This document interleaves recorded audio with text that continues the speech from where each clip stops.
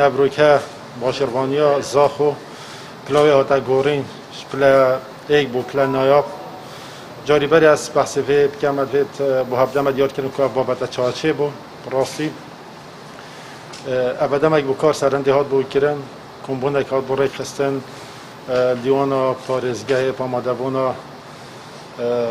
برس ساساناونی وزیر شهروانی و جناب پارزگار دوکی دکتر علی و برس فهیم عبدالله سروک انجمن پارزگاه ها دوکی که داخواست هات بو کردن پلا بیتا گورین پلا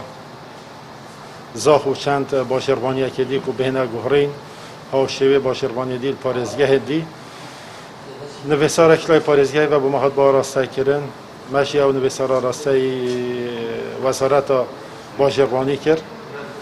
و او نویسار هات راسته کردن با دیوان انجمنی وزیران خوشحالی و رضامندی هات کردن سر گورینا پلا باشربانی زاخوش پلا ایک بو پلا نایاب ما ابروکه هم دی فرمان امضا کن و دیدین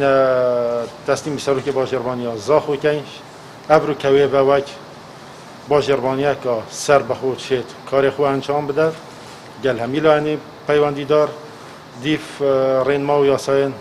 کار بکرد حریم کردستان